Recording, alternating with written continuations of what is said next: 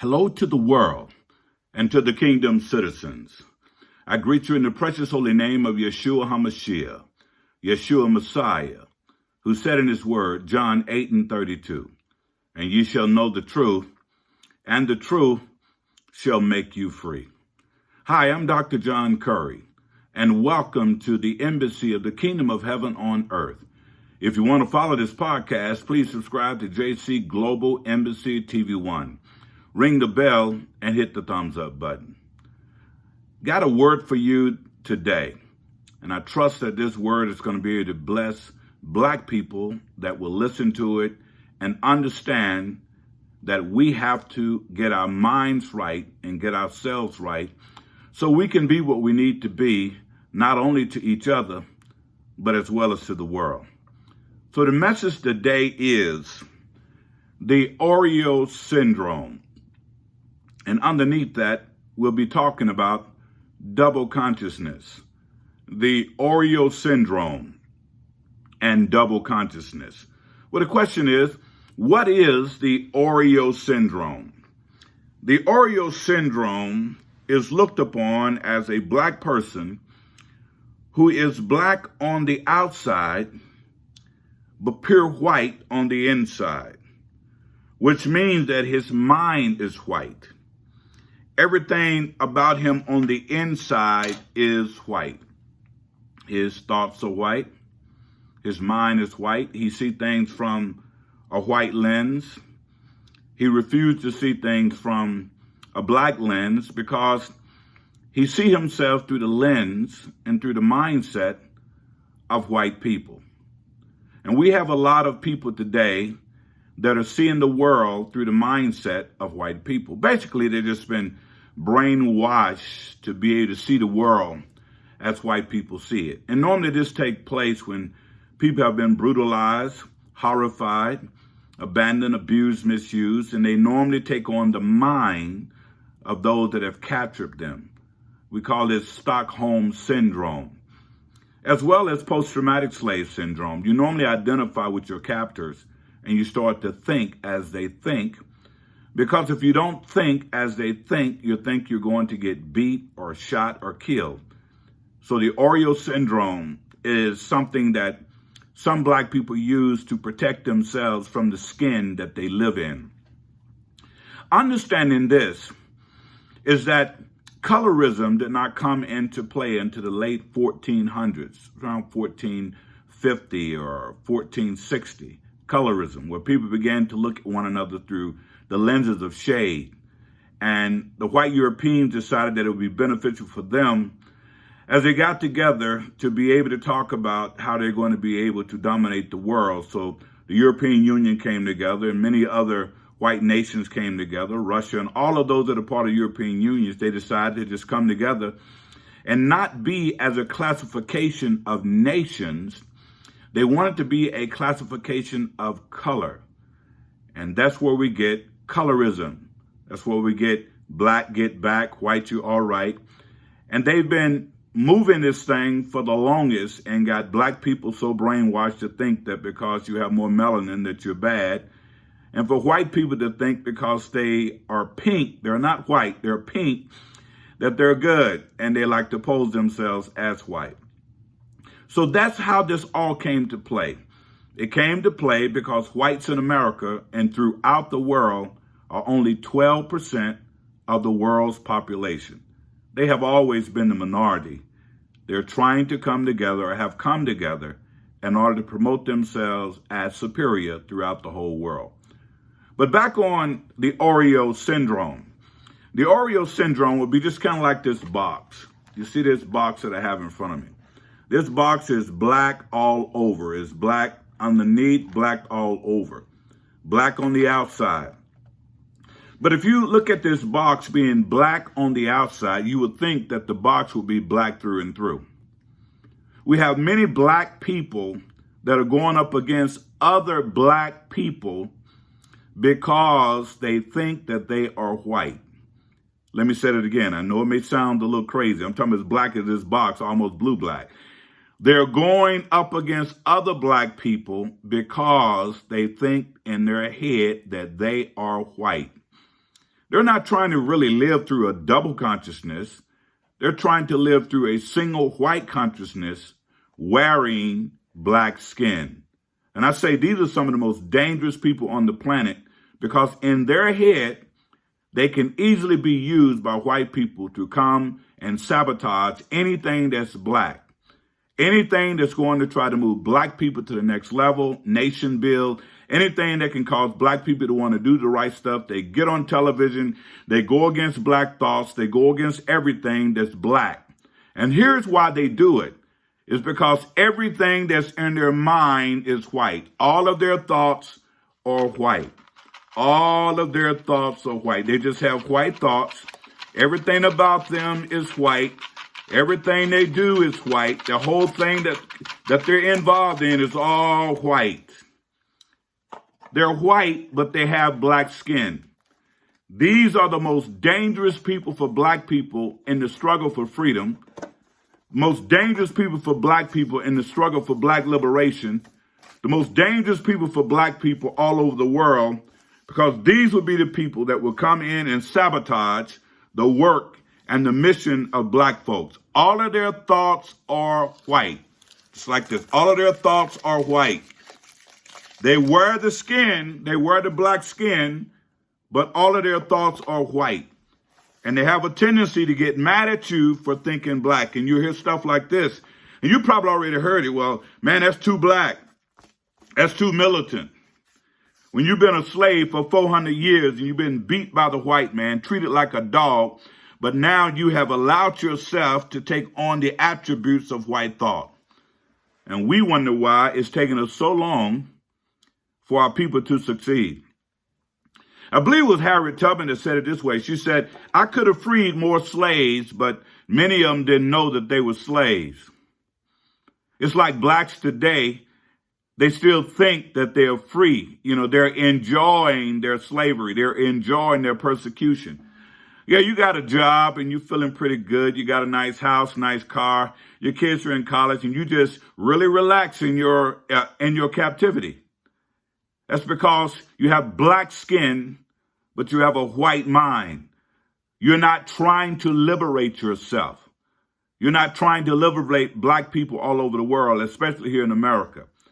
So let's look and see what double consciousness is. Double consciousness says that it's a term described dealing with conflicts and experience as a subordinate group, meaning that you're being ex-slave, so you're dealing with the experience of being an ex-slave, and you're dealing with the experience of things not working out for you as a black person in America. You're dealing with all of those experiences. So one way that black people decided to move, taking upon the teaching of a great man by the name of W.E.B. Du Bois, he said that black people operate in double consciousness. He coined the phrase double consciousness. This simply means that while living in America, when we're around white folks, we be one way. And we're around black folks, we become ourselves. That's double consciousness. And many of you have to use double consciousness on your job. You have to use double consciousness when you go into the grocery store. You have to use double consciousness when you are, in some cases, just driving around and you get pulled over by a cop. You have to know the right words to say. You have to know how to act. You can't say to a cop, "What up, man?" You know, you have to use double consciousness in order to survive. And since we've been living in the diaspora all over the world, black people are very familiar with what W.E.B. Du Bois was talking about, double consciousness. But that's not a place where we need to stay. You know, it helps us, but that's not where we need to be. It is a peculiar situation, this double consciousness, because consciousness is the sense of always looking at yourself through the lenses of somebody else's eyes. Let me say that again. Double consciousness is always looking at yourself through the lenses of someone else's eyes. When you dress, you're dressing so people won't say bad things about you. If you go into a white school, you go to a white school and you dress so and you talk so people won't think you're stupid or you're ignorant. You do all of those things so you don't get a bad view from someone else's eyes. That's double consciousness. You find yourself going against yourself, and sooner or later, if you're not careful, you'll forget who you are, and your life will spin out into being who they are, because you have walked in double consciousness for so long until you don't even know who you are as a black person. Let me share this with you. I met a young lady. She came to the church, and I never forget this. And, I consider myself a dark black man, and I'm proud of that. And she was my complexion or darker, and she refused to be black. She said, I came from England. I'm not a black person. And there's a lot of stuff going on around now. They're telling black people, you're not black anymore. Isn't that crazy? They're trying to talk you out of your blackness, trying to talk you out of your heritage by saying you're not black. And sometimes, as black people, we can get so involved in double consciousness until when you start to hear this type of thing, that you don't talk black. You're different from everybody else. No, it's not like that. You're different. You're a different person. And I love the way you speak. I love how you pronounce words. And if you're not careful as a black person, you eat that up and you start like, well, I guess I am different. Thank you, Master. And you go on through life thinking that your double consciousness is helping you. But what your double consciousness in the long run, if you don't know who you are, can destroy you. You'll start seeing consistently yourself through the lenses of white people. And you would do everything in your power to make sure that you're talking white, thinking white. You remember your thoughts. You'll be talking white, thinking white, all of these droppings that you see are thoughts. Everything about you would just be white because you want to please the white man. And I say many times, a lot of black folks so much that want to please white folks until they are afraid to be black. You're afraid to talk about your people. You're afraid because all of your thoughts are white. You have been trained to go against yourself. And since you've been trained to go against yourself, anybody that's black around you that got any type of blackness and love their blackness, you become terrified. You become terrified because the first thing you think, what is the master going to say? What is the master going to say? He's too black. But no one says that when white people are white. No one says to the Hispanic, you're too Hispanic. No one says to the Asian, oh, you're too Asian. No one says to the Japanese nor Chinese, you're too Chinese or Japanese. No one says to the Russian, you're too Ukraine. But when it comes to black folks get scared to be black because their mind has been colonized and they're living under the slave mentality. And as long as you're living under slave mentality and you are terrified of being black, your mind has already been colonized and your thoughts are already white. It's important for us to know the difference. Never be afraid to be who you are. Never be afraid to love who you are. Never be afraid to do what you need to do for your black people. Always remember when you're through with all of it, when the dust settles, you still have that dark skin. When the dust settles, you still have that blue-black skin. Never be ashamed of that. Embrace that. That's who you are. Remember, colorism just came in 1400s. That's not that long ago. Right before slavery, colorism came in. And that's when the white man brought the black man his perverted version of the Bible and put everything in the Bible white. Made the angels white. God is white. Jesus is white. Everybody white, and that's all a big lie. Jesus was never white. God, the Bible says no man has seen God and lived, so Nobody knows what color he is. I believe what the word says. The word says God is a spirit, and they that worship him must worship him in spirit and in truth. So nobody knows the color of God. So why would white people paint God as being white? It's all to pollute your mind. So when you think of God, you think of them. Why would he paint Jesus as being white? It's all to confuse you so you won't realize that Yeshua, Jesus, came from Africa. Some would say Northern Africa. He wasn't white. He was a mestizo, a person of mixed ancestry. Simply meaning that he couldn't die for all if he didn't have all in him. The white supremacy wants you to be mad at being black while they're trying to be black like you. Come on, black folks. We have to wake up and understand that, yes, we may have to use double consciousness from time to time, but double consciousness should not be our mantra that we use all the time. We need to be able to move in our blackness. But some of us have allowed the eyes of others and to taint our way of looking at things. So we look at the world, how people will look at us with amusement and contempt and call themselves having pity on us because we're black.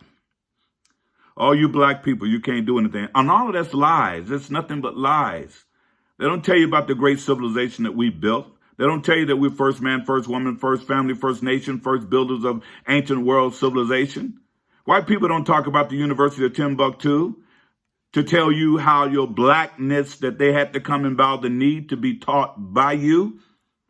White people don't tell you that some of their great minds that came from Greece, like Plato, Aristotle, Socrates, Euripides, and Aristophanes, all had to come and bow the knee to the University of Timbuktu, a black university, the first university in the world, all black. They had more than 100,000 students and 25,000 professors. They can't tell you that, because if they tell you that, it would literally blow up their theory of white supremacy. You know, Malcolm said, you've been hoodwinked, you've been played, you've been bamboozled, you've been run amok, you've been led astray and operating as 21st century slaves, because when you don't know your history, you don't know where you're going, you don't know where you are. I'm here to remind you that yes, you have to use double consciousness at times, but we need to move to a single consciousness of mind. I want you to understand that we need to go to a oneness as black people. And what does that mean? You need to be so proud of your blackness until maybe you need to get a t-shirt saying, I am black and I love it. You need to be so, have a singleness of consciousness that you embrace your blackness, because, get this now, everybody want to be like you. They love our music. They love our dance. They love everything that we do. We're the ones that change the culture, and we're the ones that change the world. If black people doing it, be it hip hop, soul, R&B, whatever, the world loves it.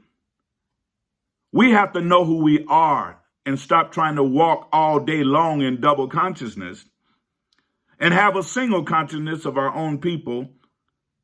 And we need to love our blackness. As blacks, right now in the world, we are a scattered black diamond with fragments of ourselves all over the world. But know this, we are waking up, and we are waking up fast. Many of us are beginning to tread off the pollution of white supremacy from our minds, and we'll begin to fall in love with the blackness. We're beginning to understand that the world wants to be like us, and that's the only reason why they hate us, is because they can't be us. We're the ones that built the first world civilization.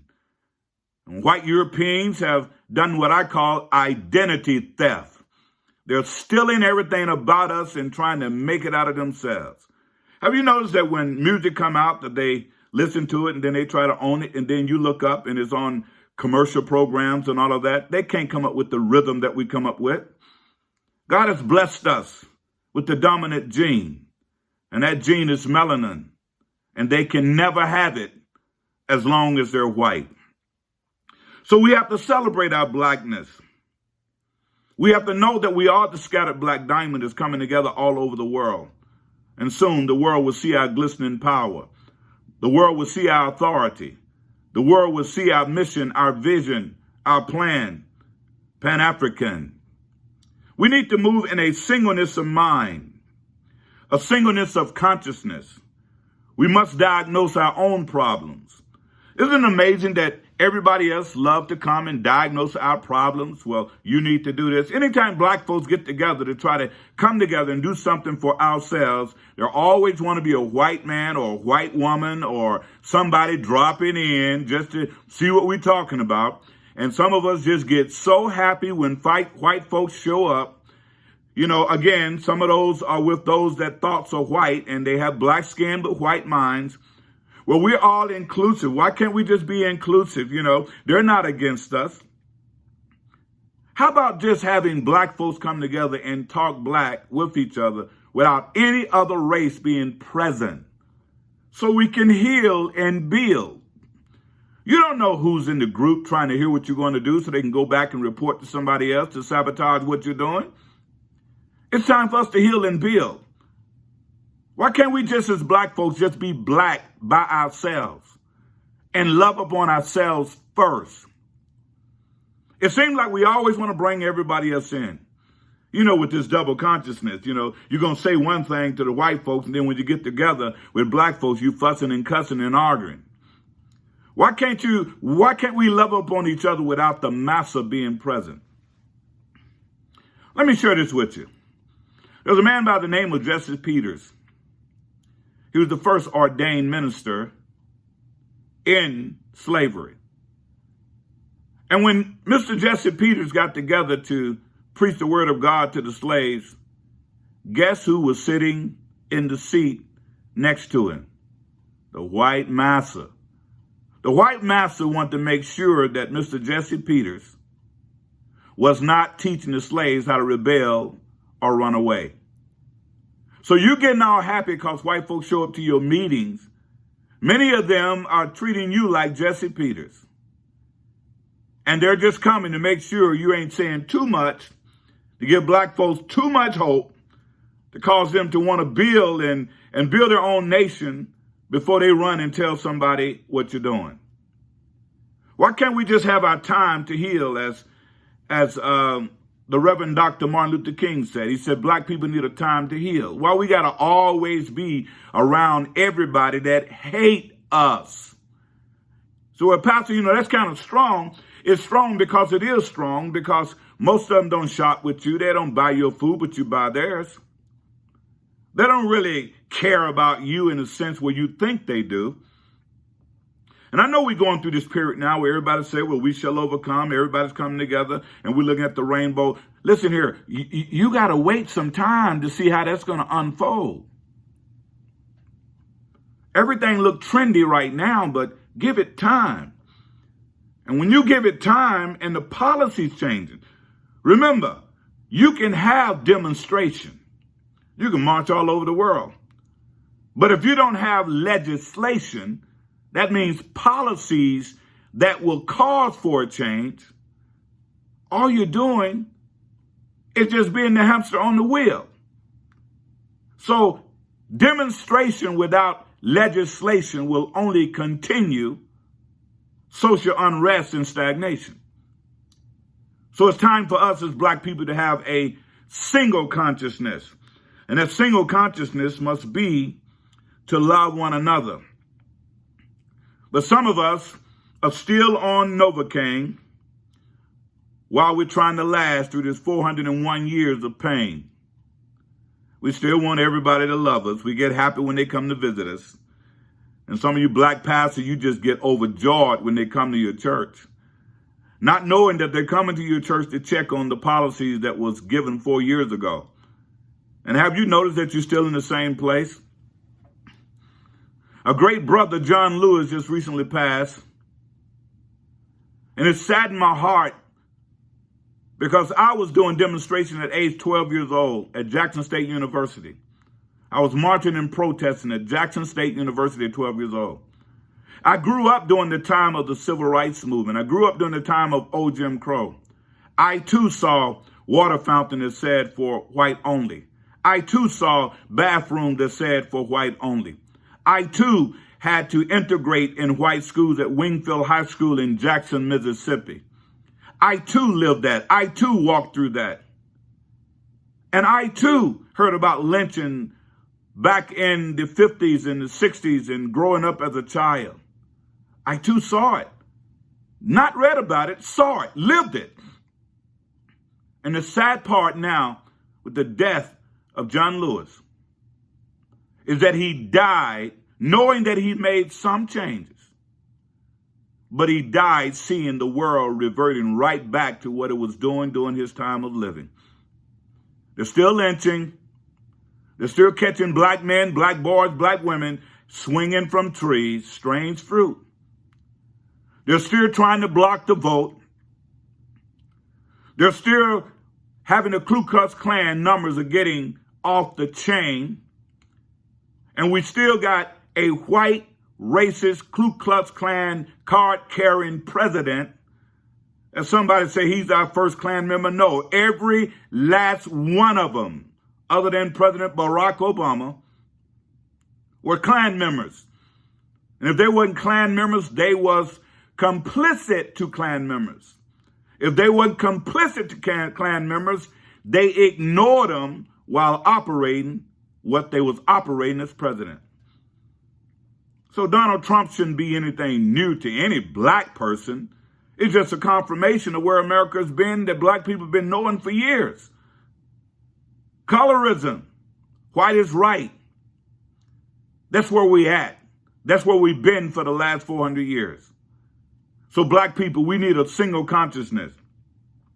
We need to start loving each other. We no longer can have ceremonies without substance. What are you celebrating for? What substance is in your ceremony? Where are we going? What are we doing? We can no longer meet just to be meeting and not doing anything.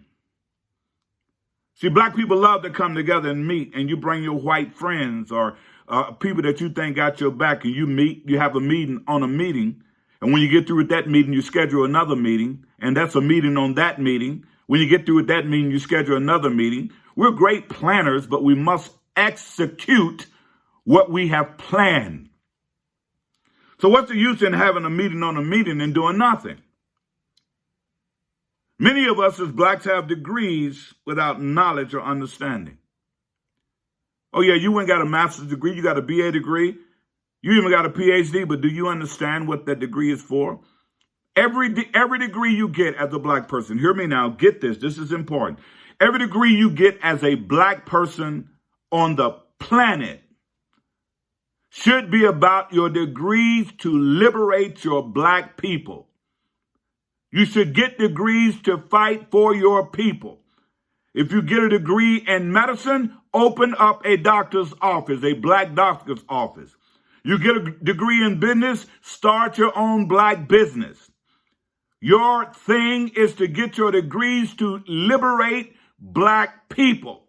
Stop waiting on white folks to give you a job when they don't want you, never like you, don't want you working for them, don't trust you. Why can't you start your own business like I have? You know, some people say, well, you talking all that. Yes, I have a business. It's called Curry's Training and Management Consultant, and that ain't the only one I have. So why can't you get degrees to be able to build your own black community? You get degrees to get understanding so you can build your own black community, so you don't have to worry about trying to get white folks to hire you. Some of us as good as wearing the black skin. You know, some of us love to be black when it's time to be black. You know, I like to say talking that thing, you know, what's up? How's it going, man? What it is, player? What's up, dog? And we love to talk that black language. Some of us are just as lily white on the inside. See, your blackness is not about what you say. Your blackness is about what you do. Do you love your people enough to help them? So some of us love the black skin without being black.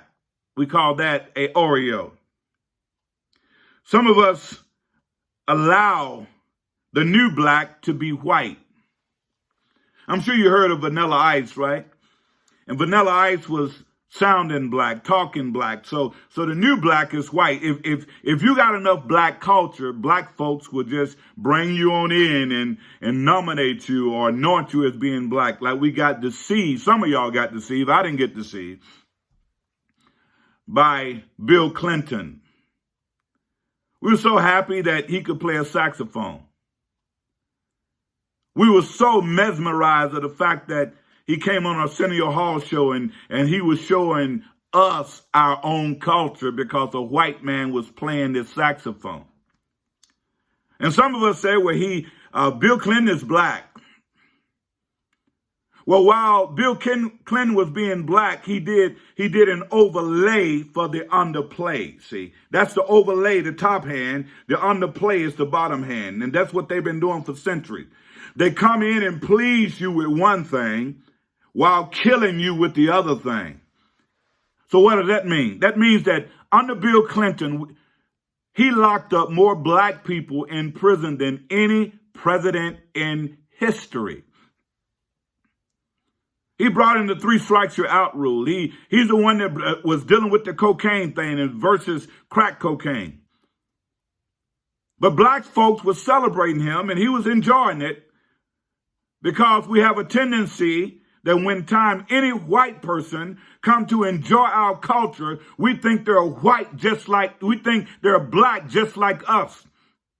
Like some of you are so happy that all over the world that every color is coming in and they're trying to say Black Lives Matter. And they're going through all of these things and some of us get so happy. No, let's wait. Let's see what the policy is going to be.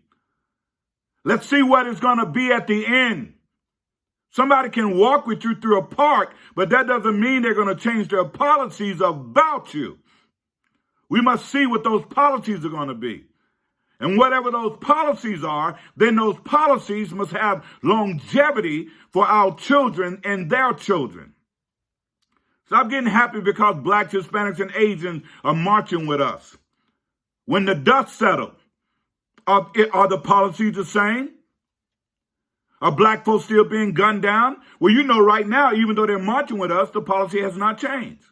All of the policies across America has not changed. Okay, they take down a few statues, but the policies hasn't changed. They give you a cookie and a donut, and you eat, and you got some milk, and you think everything's good. No, it's not. Until the policy change, we must be vigilant as black people, loving ourselves, not depending on any other race group to come and help us. So are you allowing white people to come in and white people can be the new black? You know, see, as black people, we love to clap our hands, and our tendency is that we clap our hands at truth. We jump and shout and dance at truth, and we do all of these type of things at truth, but never execute the truth that we hear. You see, some of us think that having great sound bites gives us knowledge. Your sound bite don't give you knowledge. It's just what it is, a sound that you bite. We must not allow any group to cause us to be disjointed when they're in our presence. Let me work with that for a moment. You see, we have a lot of people that get happy when when white folks come to join us, and what black people don't know, you get disjointed because you're hearing all of their views. Now we have white preachers that are saying slavery wasn't that bad. We got white preachers, white evangelicals are now teaching black African history. They're teaching slavery wasn't that bad. In other words, you Negroes didn't have it that bad. You got some indentured servant. Didn't nobody kill you. And some of them, I even heard some to say, this Mr. Lomack, Reverend Lomack, he had the nerve to say that black people were saved by white folks by bringing them to America to be as slaves. But you still go to their churches and you listen to them while they're preaching you a white supremacy doctrine because you get happy to be in the presence of white people. That mindset got to change. Now, somebody say, well, are you a pastor? Of course I'm a pastor. I've been a pastor going on 30 years. Well, how can you say this? I spent 35 years trying to bring black and whites together. They didn't show up. And the one that did show up was still preaching a white-tronized gospel. I've asked many pastors questions like this. Can you be a white supremacist and a Christian at the same time? I had one to tell me, well, it depends on the definition of a Christian. I said, no, sir, I don't think you really heard what I said. I said, can you be a Christian and a white supremacist at the same time?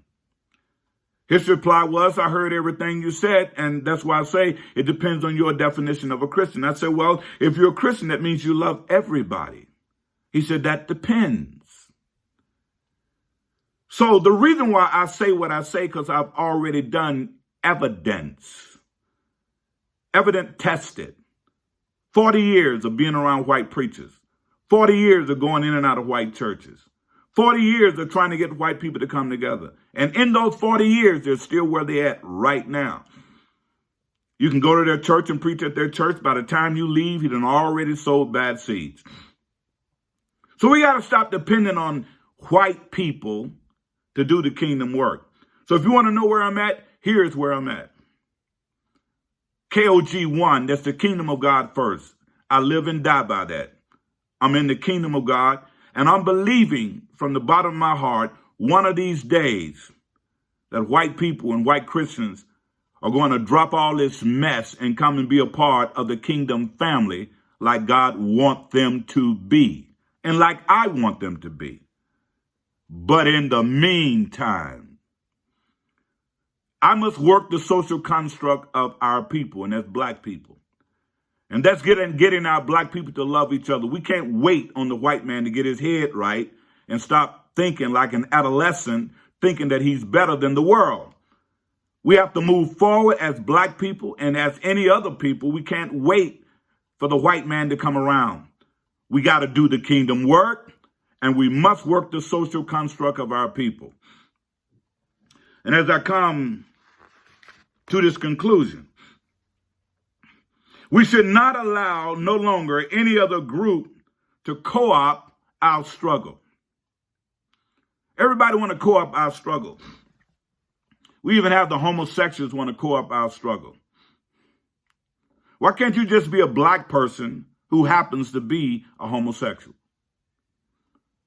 Why are you always fighting against the direction of what God says and more about what we as a people are trying to go? Why is it always about you? I love you, God loves you, and you're black. Just be a black homosexual. Why everything got to be about you to the point where you want the world to focus on you and your behavior? Why can't you just be black and do what you do? See, that is the schism with black people, these drum majors that want to come up and they want to let the world see that who they are. Just be who you are. The world already know who you are. So we cannot allow anybody to co-opt our struggle. You got everybody trying to co-opt the black struggle.